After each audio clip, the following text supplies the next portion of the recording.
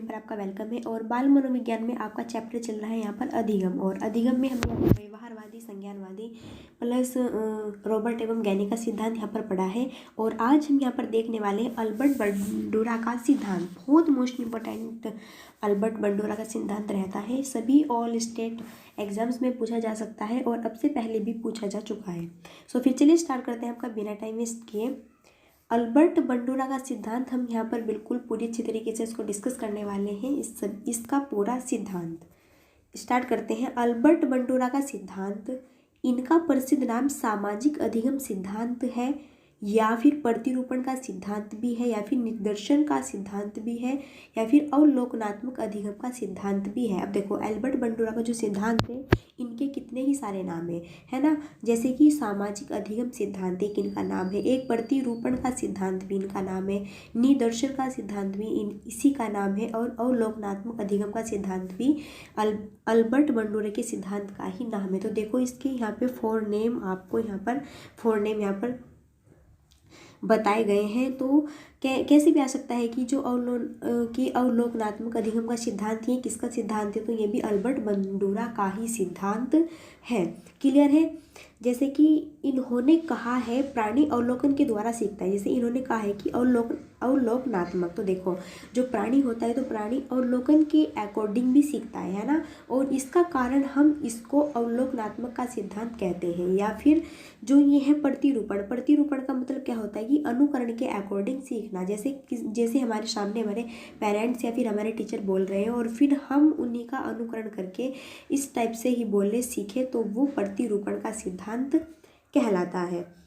Clear है। अब देखो जो ये है सामाजिक अधिगम, ये क्या होता है, जिसमें प्राणी सामाजिक में रहकर सीखता है, इसलिए हम इसे सामाजिक सिद्धांत के नाम से भी जानते हैं। अब बात आई है जो अल्बर्ट बंडूरा है इसकी। अल्बर्ट बंडूरा जो है ये अल्बर्ट बंडूरा कनाडा के एक मनोवैज्ञानिक थे और इन्होंने 1986 में एक पुस्तक लिखी थी। देखो अल्बर्ट बंडूरा कनाडा के एक मनोवैज्ञानिक थे। इन्होंने 1986 में एक पुस्तक लिखी थी, social foundation thought and action. क्या? Social foundation thought and action. इस पुस्तक को इन्होंने एक नाम दिया था सामाजिक संज्ञानात्मक सिद्धांत, क्योंकि सोशल पे बेस है तो क्या होगा, सामाजिक संज्ञानात्मक सिद्धांत। इन्होंने अल्बर्ट बंडूरा ने एक पुस्तक लिखी थी 1986 में। कौन सी? Social foundation thoughts and action. बहुत इंपॉर्टेंट है, यहाँ से 2-3 क्वेश्चन बनते हैं। कि पहला क्वेश्चन है कि अल्बर्ट बंडूरा कहाँ के मनोवैज्ञानिक थे, तो ये कनाडा के मनोवैज्ञानिक थे, फर्स्ट क्वेश्चन। फिर सेकंड है कि अल्बर्ट बंडूरा ने अपनी एक पुस्तक कब लिखी, वो लिखी थी 1986 में, और उस पुस्तक का क्या नाम है, तो social foundation thoughts and action. तो यहाँ से 3 क्वेश्चन आपके बनते हैं। फिर इन्होंने इसका नाम क्या दिया, सामाजिक संज्ञानात्मक सिद्धांत। 4 क्वेश्चन यहाँ पर आपके रेडी हो जाते हैं, 4 नंबर आपको यहाँ से मिल जाते हैं। इतनी बात क्लियर है। देखो जैसे कोई भी प्राणी जब सीखता है तो दूसरों का अनुकरण करके सीखता है ना, या फिर दूसरों के व्यवहार को देखकर सीखता है। समाज में 2 प्रकार के इन्होंने व्यवहार बताए हैं, एक तो है मान्य व्यवहार, एक बताया है इन्होंने मान्य व्यवहार, और एक बताया है अमान्य व्यवहार। तो देखो मान्य व्यवहार वो होता है जब हम जैसे कि बच्चे का क्या होता है, बर्थ होता है, जो व्यक्ति बड़ा होता है तो वो मान्य व्यवहार को तो अपनाता है, लेकिन जो अमान्य व्यवहार होते हैं सोसाइटी से अदर, वो सामाजिकता में उनको प्रकट नहीं करता और उनको वो अपनाता नहीं, तो उसको हम असामान्य व्यवहार कहते हैं। तो व्यवहार 2 प्रकार का होता है, मान्य व्यवहार और अमान्य व्यवहार। मान्य व्यवहार क्या होता है, जो सोसाइटी सभी मानते हैं वो होता है मान्य व्यवहार, और अमान्य व्यवहार जो कि सोसाइटी नहीं मानती उसको हम अमान्य बिहेवियर कहते हैं। अब अल्बर्ट बंडूरा ने 2 प्रयोग दिए अपने, यहाँ पे मोस्ट इंपोर्टेंट क्वेश्चन है कि अल्बर्ट बंडूरा ने कितने प्रयोग दिए थे, तो अल्बर्ट बंडूरा ने 2 प्रयोग दिए थे। अब हम देखते हैं इनका फर्स्ट वाला। सबसे पहला है प्रयोग नंबर फर्स्ट। देखो प्रयोग नंबर फर्स्ट में इन्होंने क्या किया, इन्होंने एक बगीचा लिया। देखो इस टाइप से है ना, एक बगीचा लिया। इस बगीचे में जाने का क्या था, या तो आप इसको बगीचा बोल दो फिर पार्क बोल दो, है ना। इस पार्क में जाने का क्या था, रास्ता था। और यहाँ पर एक निर्जीव, यहाँ पर एक देखो, यहाँ पर एक निर्जीव क्या है ये, यहाँ पर एक निर्जीव गुड़िया है, यहाँ पर एक निर्जीव गुड़िया को रख दिया। और इन्होंने इसके बाद यहाँ से महिला आती है, यहाँ से क्या आती है, यहाँ से एक महिला आती है। फिर वो महिला इस गुड़िया से टकराती है और टकराने के बाद वो महिला नीचे गिर जाती है और नीचे गिर जाने के बाद वही महिला इस गुड़िया को अनेक अपशब्द बोलती है और इसी गुड़िया को महिला कई बार पिटाई भी करती है। क्लियर है। और आगे चली जाती है, फिर पिटाई करके फिर कहाँ चली जाती है, फिर ऐसे आगे चली जाती है। फिर अल्बर्ट बंडूरा ने इस पूरे दृश्य को रिकॉर्ड कर लिया और फिर अल्बर्ट बंडूरा कहाँ गए, अपनी क्लास में गए और अपनी क्लास में 50 विद्यार्थियों को उन्होंने 50 विद्यार्थियों को ये वीडियोस दिखाया, है ना। जैसे ही उन्होंने ये वीडियोस दिखाए तो उसमें इन्होंने देखा कि एक महिला पार्क में जाती हुई वो निर्जीव गुड़िया को कैसे उसकी पिटाई करती है, कैसे उसको अपशब्द बोलती है। ये जो भी उन्होंने देखा सब उन्होंने अपने अंदर ग्रहण कर लिया। फिर उसी प्रकार जो ये है अल्बर्ट बंडूरा इन 50 विद्यार्थियों को उसी पार्क में छोड़ देते हैं। और जब एक एक करके प्रत्येक बच्चा जब उस गुड़िया के पास जाता है, निर्जीव गुड़िया के पास जाता है, तो वो बिल्कुल इस टाइप से ही बिहेव करते हैं जैसे कि उस महिला ने उस गुड़िया के साथ किया था। उसी प्रकार से उसकी पिटाई करते हैं, उसी प्रकार से उसको अपशब्द बोलते हैं। तो बंडूरा ने यह निष्कर्ष निकाला कि कोई भी प्राणी सीखता है तो किसके अकॉर्डिंग सीखता है, प्राणी दूसरे के व्यवहार को देखकर सीखता है। देखो उन्होंने क्या देखा, उन्होंने देखा कि हाँ जिस टाइप से वो महिला उसकी पिटाई कर रही थी या फिर उसको अपशब्द बोल रही थी, उसी टाइप से ही उन 50 विद्यार्थियों ने भी उसको डॉल को, उस गुड़िया को इस टाइप से ही उन्होंने भी उसके साथ ऐसा बिहेवियर किया। तो कैसे सीखते हैं, व्यवहार के अकॉर्डिंग सीखते हैं, बिहेवियर के अकॉर्डिंग सीखते हैं। फिर इसी स्टडी को इन्होंने नाम दिया है बोबो डॉल स्टडी। क्या नाम दिया है, बोबो डॉल स्टडी, बहुत इंपॉर्टेंट है। फिर इस स्टडी को ही अल्बर्ट बंडूरा ने नाम दिया है बोबो डॉल स्टडी। फिर प्रयोग नंबर यहाँ पर सेकंड है। अब देखो प्रयोग नंबर सेकंड में अल्बर्ट बंडूरा ने क्या बताया है, इन्होंने इस प्रकार का एक क्या लिया है, अल्बर्ट बंडूरा ने इस प्रकार का एक यहाँ पर जोकर लिया है ना। इस प्रकार का इन्होंने एक जोकर लिया है, ये है सजीव जोकर। और इस जोकर को भी अल्बर्ट बंडूरा ने एक बगीचे में रख दिया। ये जोकर निर्जीव नहीं था, ये क्या था, ये सजीव था। और उस पार्क में कुछ विद्यार्थी आते हैं और उस जोकर से हाथ मिलाते हैं और उसके बाद में वे विद्यार्थी चले जाते हैं। अल्बर्ट बंडूरा ने भी इसको रिकॉर्ड कर लिया। और बाद में जो 50 नए विद्यार्थी है उनको ये दिखाया।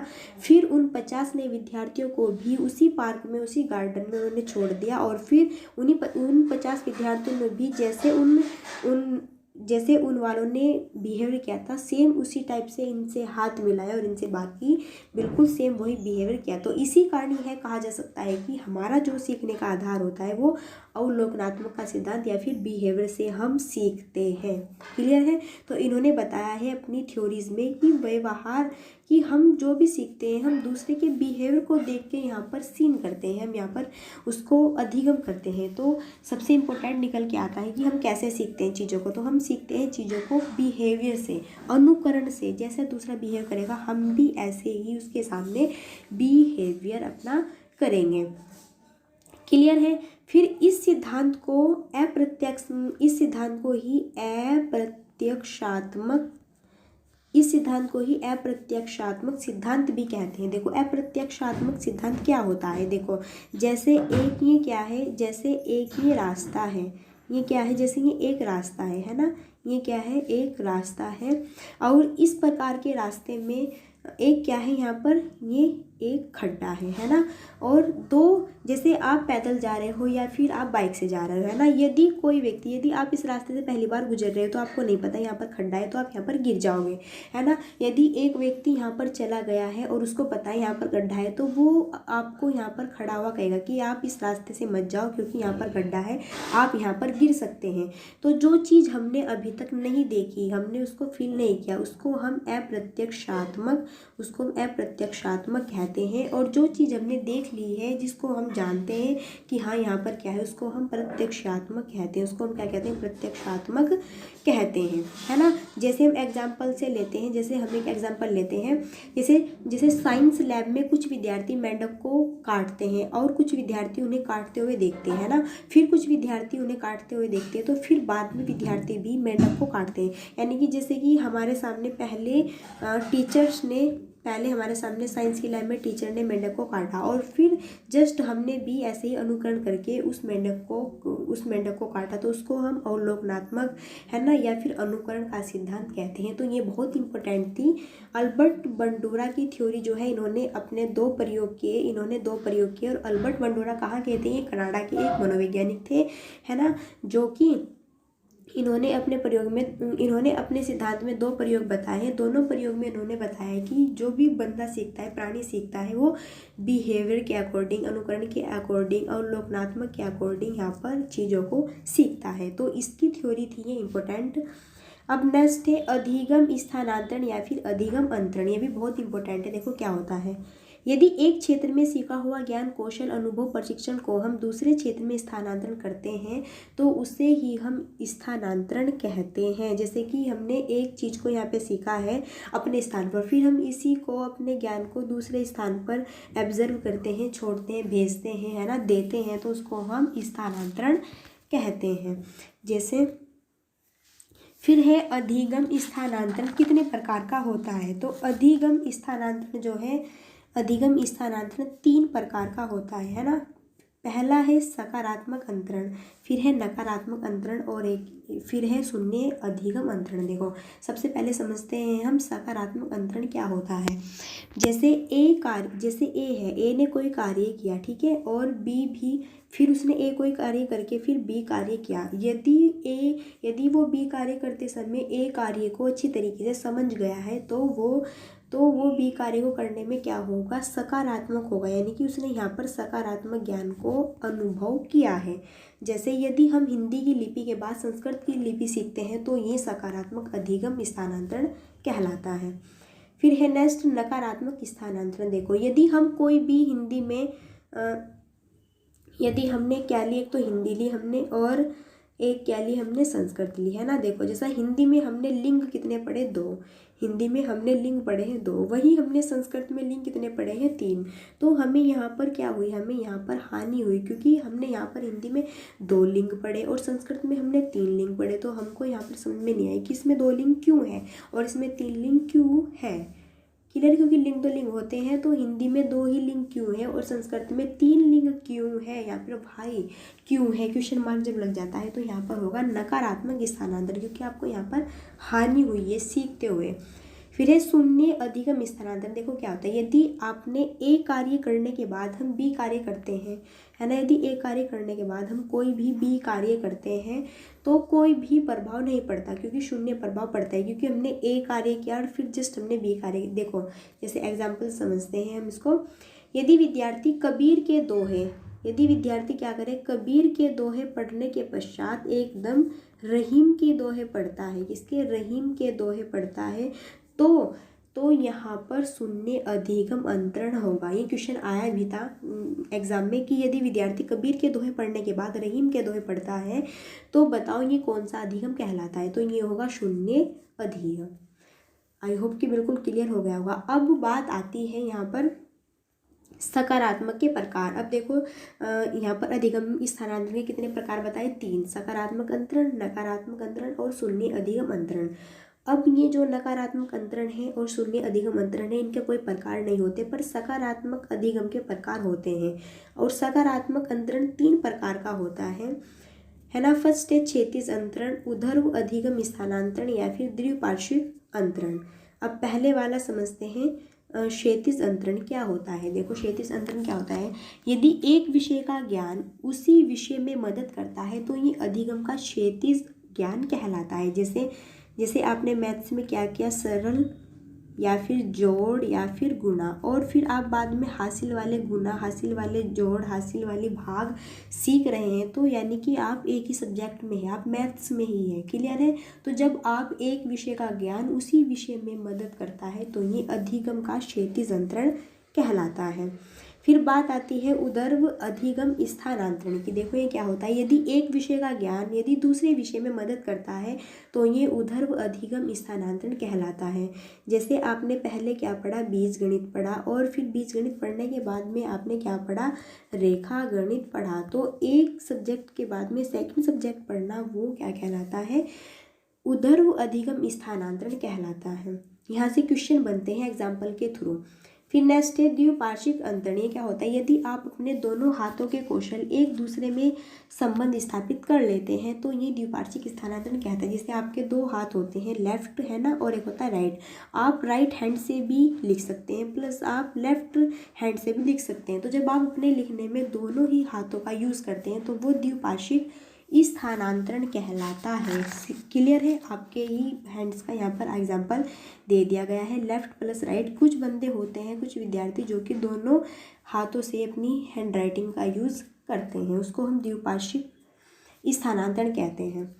फिर है अधिगम स्थानांतरण के नियम। यहाँ पर कुछ नियम भी बताए गए। जैसा फर्स्ट है मानसिक शक्तियों का नियम। देखो मानसिक शक्तियों का नियम क्या होता है? जैसे आप चिंतन, बुद्धि, सोच के द्वारा जितनी भी मानसिक शक्तियों का उपयोग करते हैं उसको हम मानसिक नियम कहते हैं। जब आप कुछ कार्य करने में अपनी मानसिक पावर का बहुत ज़्यादा यूज़ करते हैं उसको मानसिक शक्ति का नियम कहते हैं। फिर है औपचारिक मानसिक प्रशिक्षण का नियम। ये क्या होता है? देखो जब व्यक्ति सामान्य रूप से जितना प्रशिक्षण लेता है वो व्यक्ति उतना ही अधिगम करता है। जैसे आप सामान्य रूप से जितना भी प्रशिक्षण करते हो अपने अकॉर्डिंग कि हाँ मुझसे इतना ही होगा, तो उसको हम औपचारिक प्रशिक्षण कहते हैं।